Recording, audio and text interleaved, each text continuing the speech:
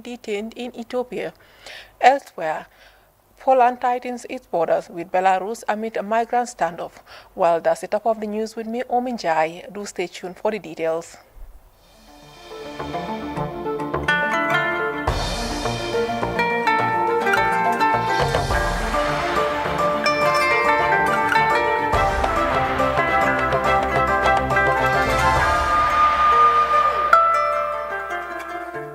Thanks for joining GRTS at 10 p.m. news, and we begin this bulletin with ongoing presidential campaign. As President Barrow-led NPP coalition began its campaign in the North Bank region with massive political rallies in Fasaho in the Upper Nyomi district, Ndungucharen in Upper Nyomi, and Kuntaya in Jokadu districts, where he was assured of a resounding victory in the December 4th elections. At the various political rallies in the region, the president unveiled his government's plans, which include boosting the country's health sector. Revitals. Mama J is traveling with the delegation, and she filed in this report.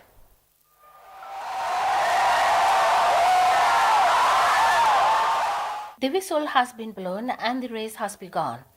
The Barrow-led coalition has hit the campaign trail, with President Adama Barrow leading about a dozen political parties, including the APRC. The campaign began in the North Bank region, where 3 meetings were held on Tuesday. The first was in Faso Marsaho with a massive political rally. The alkali of the village, Babakar Saho, welcomed the president and his delegation and assured him of a resounding victory in the December 4th presidential polls. Infrastructure development has been a top priority for the Barrow administration. The construction of the Hakaland Road serves as a boost for the entire community of North Bank region, easing communication and transportation challenges of the people in the area. The district chairman, Sheriff Saho, and women mobilizer for Upper Nyomi district, Mama Ba, both thank President Adama Barrow and promised to reward the president with their votes. They appeal for the construction of more roads, especially feeder roads linking major villages and communities in the area. The North Bank region used to be a stronghold for the opposition GDC during the 2016 presidential elections, but that is now history, said the North Bank region youth mobilizer Ibrahim Njai, adding that the people of North Bank has now shifted allegiance to President Adama Barrow and NPP-led coalition because of his development initiatives. They promised to vote for President Barrow massively in the December 4th elections. The chief of Upper Nyomi, Mamadou Chati Cham, echoed similar sentiments and appealed to the president to help the people of Upper Nyomi with portable drinking water supply.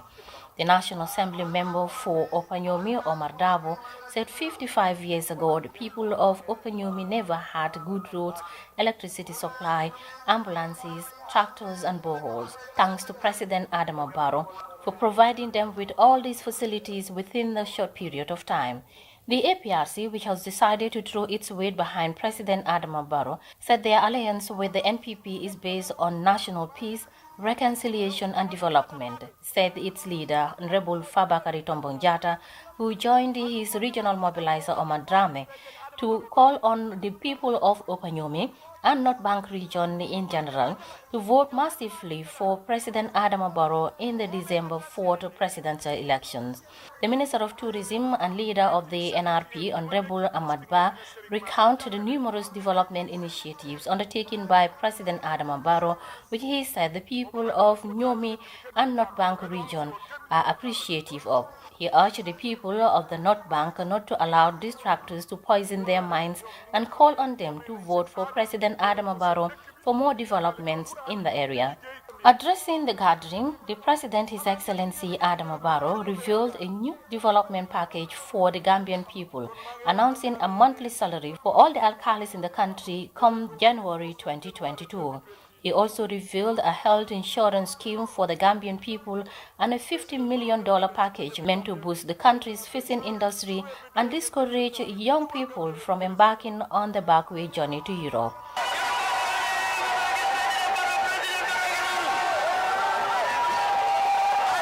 From Fas Omar Saho, the president's campaign team proceeded to Ndungucharen in the Lower Nyomi district for another massive political rally where thousands of supporters turned out to show their support and allegiance to President Adama Barrow.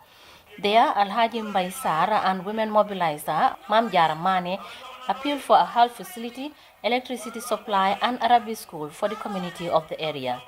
One-time Secretary General and Minister in the former regime, Dr. Njogu Lamin Ba, joined previous speakers to call on the people of North Bank region to vote for President Adama Barrow for more developments in the area. Chairman Ahmad Sar of Opanyomi appealed for good roads network, especially the main road leading to the village of Ndungucharen. Other speakers included independent candidate Tamsir Jase, who called on the people of North Bank region to vote for President Adama Barrow in the December 4th presidential polls. In Ndungucharen, like Fas Omar Saho, President Adama Barrow continued to make public his new development initiative for the Gambia come January 2022 as he continued his development plans for the Gambia. Another impressive political rally in Kuntaya in the Yokari district wrapped up the day for the Barrow-led coalition campaign for day one.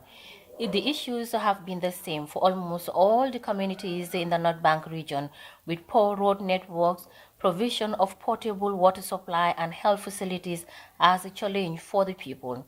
But despite these challenges, the people said they have seen President Adama Barrow's development projects across the country and are hopeful that their problems will be addressed if the president is elected on December 4th, said Keba Jallo of the PPP. President Adama Barrow promised more development projects in the North Bank region and Jokadu in particular, and pledged to give $1 million to the Miguel Health Facility by next week. Mama J, GRTS. While the Secretary General and leader of the United Democratic Party, ANM Ousainou Darboe, on Tuesday paid a courtesy call on elders and Islamic scholars in the West Coast region. The visit was meant to seek for prayers and their blessings for a peaceful election in the country. Babu Cham is with the Tor Party and he prepares this report. Accompanied by a few of his executive members, the United Democratic Party leader Ousainou Darboe on Tuesday paid a courtesy call on Islamic scholars and elders in Daslame Sengajo, Kembuye, Brikama Misra and Willingara, as well as Faratobo Yankunda. The short visit was made to solicit for their blessings, prayers and support as the 2021 presidential campaign kicks off.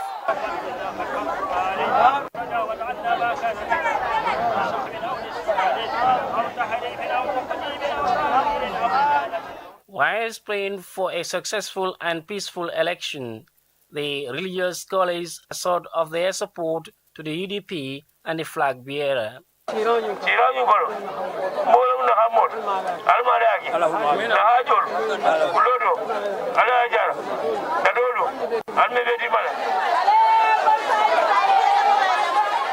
Babu Cham, GRTS.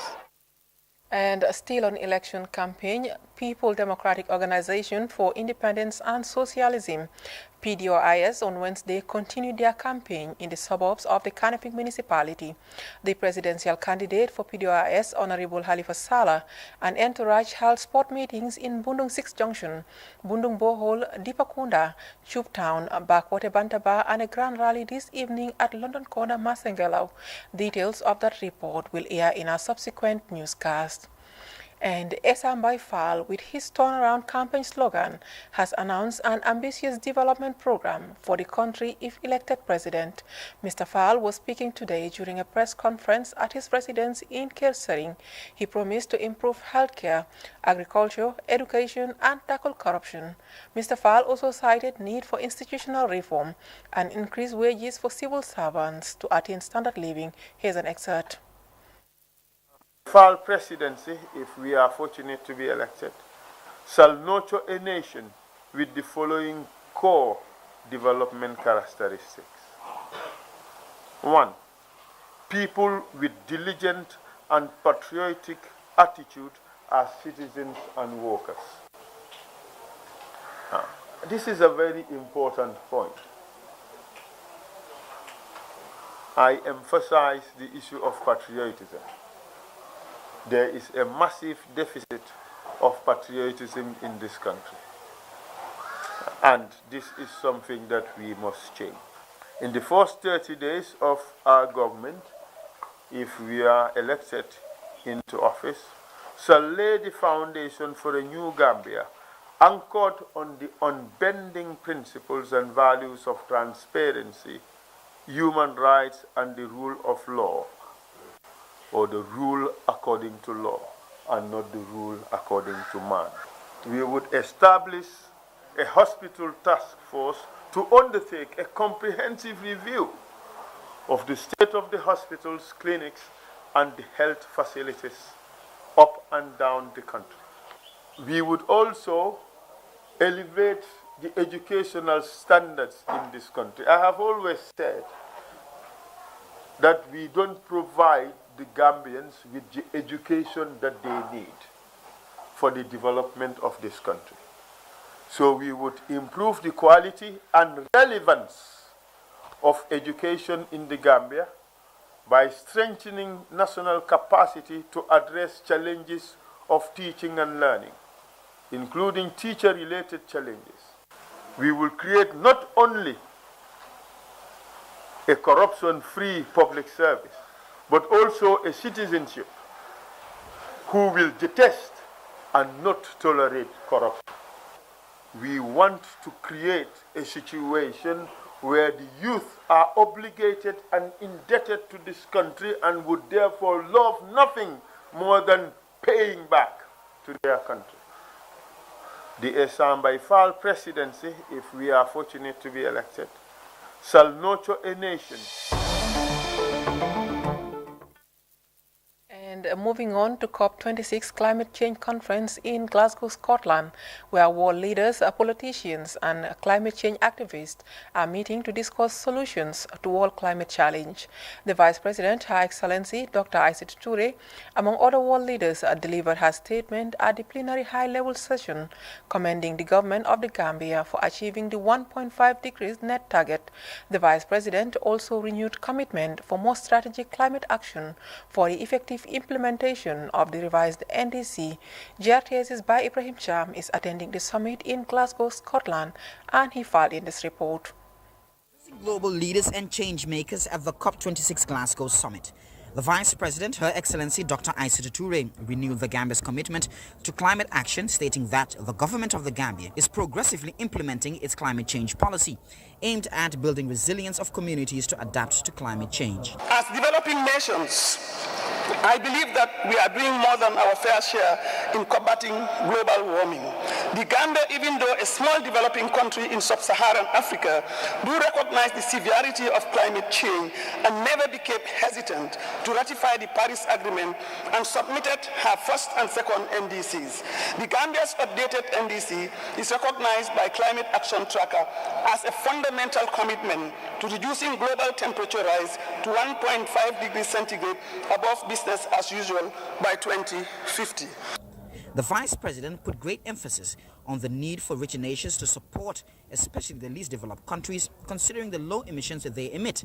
Instead, bear the brunt of the effects of climate change. My country firmly believes that other governments, particularly the world's rich and developed countries, should do more and honor their past pledges to meet the unquestionable and the dire need of the world's poorest and most climate vulnerable people, especially those with the least resilience, are put at the greatest risk from an ever-changing and unpredictable climate. Another highlight at the plenary was a special statement delivered by the 44th President of the United States, Barack Obama, who spoke on the need for the youth folk to be at the forefront of climate action, considering the magnitude of the harsh effects if no progress is made in attaining the 1.5 degrees goal. Keeping the rise in global temperatures to 1.5 degrees Celsius will not be easy. It is going to be hard. Existing political institutions move slowly, even when leaders are well-intentioned. International cooperation has always been difficult. It's made more difficult by all the misinformation and propaganda that can flood out through social media these days. Organized by the UK government, the Gambia's renowned climate activist Fatou Dieng spoke at the UK high-level panel with Speaker of the United States Congress Nancy Pelosi and the Scottish First Minister Nicola Sturgeon on Gender Day at the COP26. Describing the risk indigenous women face due to climate effects, emotional Fatou Dieng echoed the need for climate and for women to be at the forefront of the fight. Gambia is a country where over 70% of the population engage in agricultural activities to support themselves and their families. And with that population engaged in agriculture, it is women that are dominated in this sector because they use the agricultural proceeds to support themselves and their children to go to school. However, over the past years, we have not seen how climate change has not only affected the agricultural yield, but also affected the level of income. I am a daughter of a farmer, as I've mentioned, and my mom sells vegetables. But climate change has basically affected severely this particular activity that my family has been engaged in. With a level playing ground for discussions and policy amendments, the UK government and the UNFCCC are amplifying the voice of the indigenous people as well as the most vulnerable by pushing for more climate commitments from governments. Reporting for GRTS News in Glasgow, UK, I'm by Ibrahim Cham. The Deputy Ambassador of Israel, His Excellency Walid Ghadban, on Wednesday visited the University of the Gambia and had a roundtable with its officials, which centered on the irrigation equipment and reserve tank donated to the university before delivering lectures to the students. Aissatou Jata Gassama reports. The irrigation equipment at the Israel Embassy in Dakar is to help the students of the University of the Gambia to practicalize the theoretical aspect of agriculture in order to enhance agricultural productivity and research at their farm at Faraba Bantang campus. Professor Yafa, the Dean of the School of Agriculture and Environmental Science, highlighted some of the successes concerning their collaboration with the Israel Embassy in Dakar. About 2 years ago, the same embassy, Israeli embassy in Dakar, fully funded 30 School of Agriculture and Environmental Sciences students to go and study practical training at ICAT. It's an agriculture training institution in Israel for 11 months. And all those 30 students have successfully completed their training and they are back in the country. And secondly, the same embassy this year, 2021, has fully funded 10 of the School of Agriculture and Environmental Sciences students to go to ICAT. They are currently in ICAT. They went there about 2 weeks ago, and we're very thankful. And we plan to expand this cooperation, not only for students, but even for staff now. Speaking at Kanifing, Deputy Ambassador His Excellency Walid Ghadban called on authorities and stakeholders to support young people in this endeavor. Agriculture is not a last resort. It's a choice that we make, that they should make, to implement it in their society, in their economy, in their community. It's the base and the foundation of our society. I am very thrilled to see you, Professor, see you here. Vast and big sector of agriculture is based on women. And women do, as I see, and as I visited few farms in the Gambia, they are doing a good job that we men should have been done better. I want, again, to make sure that the students get the curiosity to invest in agriculture. As further stated by the Israel diplomat, they are determined and will continue supporting any other actors in the agricultural sector in the Gambia. But it depends, no matter how much we can give and how much we provide, if the person is lacking the self-motivation, that will not happen. No matter what, we can donate tractors, we can donate irrigation system, we can irrigate the best on the most advanced technologies. But if you lack the motivation and lack the drive to succeed in this agriculture field and make it a business, make your community better, that means, okay, maybe you have chosen the wrong major. University of the Gambia Acting Vice Chancellor Professor Pierre Gomez is happy that the School of Agriculture and Environmental Science is benefiting from such a partnership at a time when the school is revamping its program for the better. Agriculture is not literature, so there's need for the practicals. Then 2, the research, 3, the research component. Then 4 is the agro-business. This is the revolution in the School of Agriculture that is taking place, and the dean and his colleagues have started working towards that, and hopefully by next year the entire process will complete, and they will now roll it out. To UTG officials, the irrigation equipment came at the right time and will help boost the capacity of students in their quest for agricultural education and other developments. For the news, I am Aissatou Jata Gassama. And over now to this press release from the Gambia Armed Forces, which reads, the Gambia Armed Forces wishes to inform the general public that it will conduct a selection process for possible recruitment of qualified Gambians into the GAF. Prospective candidates fulfilling the stipulated requirements, as could be read below, would be recruited into the GAF as soldiers and officer cadets respectively. Consequently, potential soldiers ratings applying must tender at least a grade 9 Gabeka result with at least 2 credits and 3 passes, whilst a bachelor's degree is required for consideration for the potential officer cadet slots. Please kindly note that a special consideration for prospective female candidates with special professional skill sets will be observed. These skills may be but not necessarily limited to the following areas: Diploma in Information Technology, AAT Level 2, Diploma in Communication or related fields, Diploma in Engineering or related fields, nursing, midwifery, and recognized technical skills in mechanics and so forth. Candidates shall be subjected to rigorous vetting process, and successful applicants would be subjected to a basic fitness test. The recruitment board date of activities for vetting selections at various locations will be communicated through GAF's Facebook platform on Gambia Armed Forces and via local community radios. Candidates who have successfully passed through the selection process would be able to read their names published at the notice boards of various selection centers. Subsequently, basic military training at the GAF Training School for a prescribed period will be initiated. In this regard, prospective candidates must meet the following additional conditions. All potential applicants must be Gambians by birth. Candidate must be between the ages of 18 and 25 years. Candidates for officer cadets must submit at least a bachelor's degree in any recognized field of study. Candidates for general recruitment must possess at least 2 credits and 3 passes at the Gabeka examinations.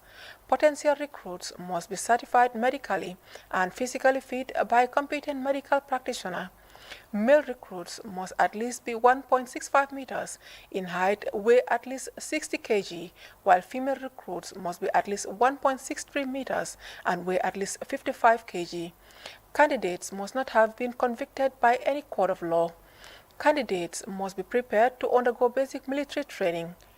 Candidates must be recommended by at least 2 recognized referees who must attest the applicant's character and integrity.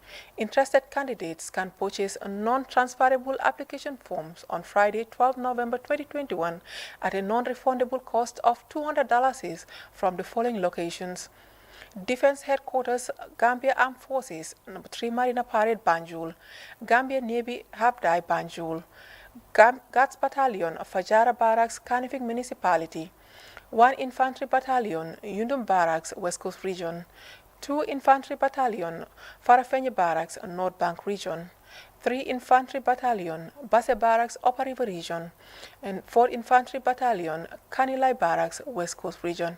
Please note that submission of application forms from the individual location of purchase must be on or before 22nd November 2021 unfailingly.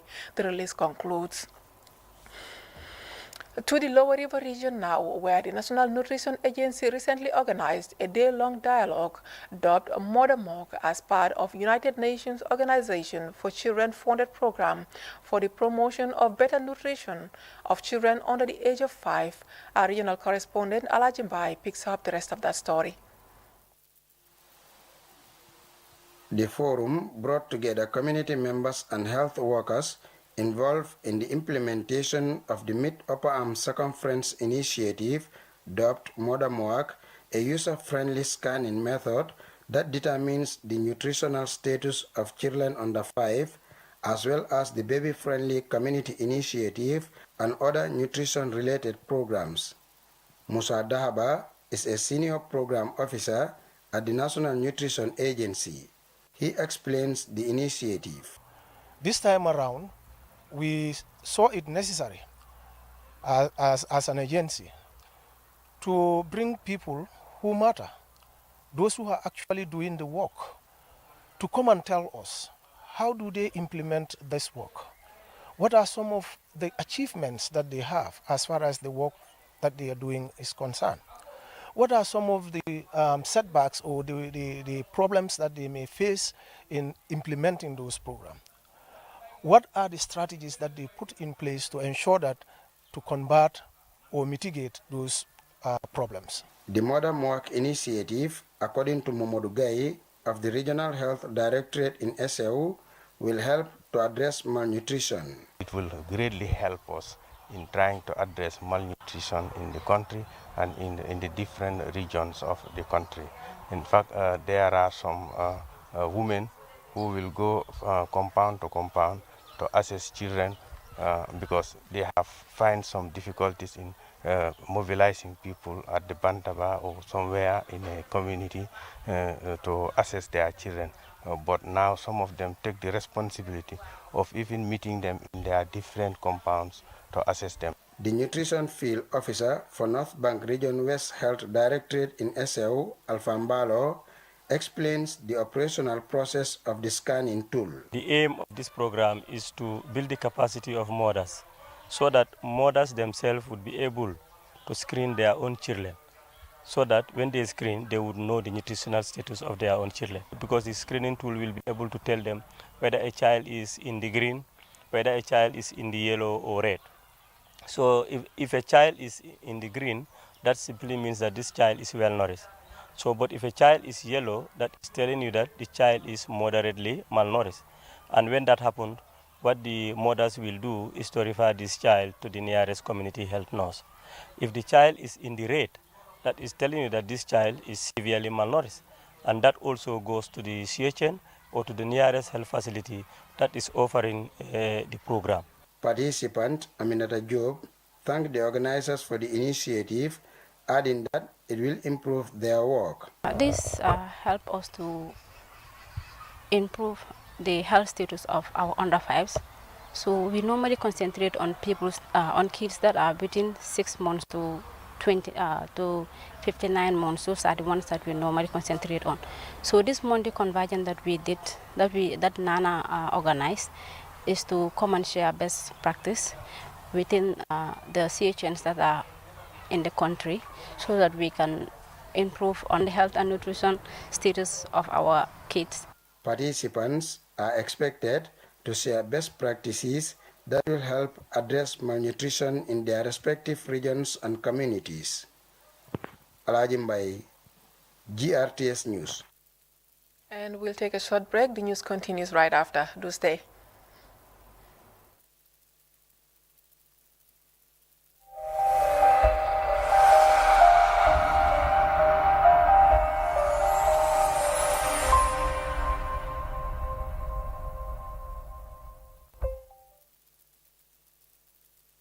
Welcome back, and we now look at news from beyond our borders, starting in Ethiopia, where several UN staff members and their dependents remain in detention. According to the UN, 16 are currently being detained, while others have been released. They are all Ethiopian nationals. The government has imposed the 6-month state of emergency as rebels threaten to advance on the capital. The conflict first began in the northern Tigray region as government forces fought the TPLF. The UN has condemned the detention of its staff members and called for their release. Let's take a listen. As far as I know, no explanation given to us about why these staff members are detained. There are 16 remaining in detention, and 6 have been released. So that's the breakdown. They come from various UN agencies. They're all national staff. It is imperative that they be released. It seems that the and UN we've also had the occasion of some staff members to visit some of the staff members in detention. Thousands of desperate migrants are trapped in freezing weather on the borders between Poland and Belarus. The presence of troops from both sides is raising fears of confrontations. The migrants are likely from countries in the Middle East and Africa, and including many children. Let's take a listen. Yeah. We are from Iraq, and we want to go to Germany, to UK, for better life. For better life? Yeah. And in Iraq is bad? So bad. No money, no work, no food. How many children?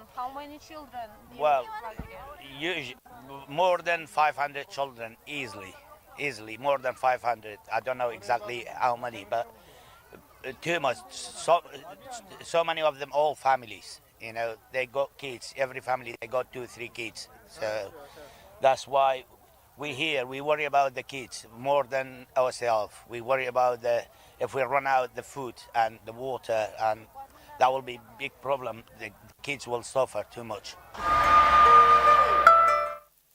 And that brings us to the end of this newscast. But before we go, a look at our top stories once again. Presidential campaign enters day 2 with political hopefuls out to canvass for votes from the electorate.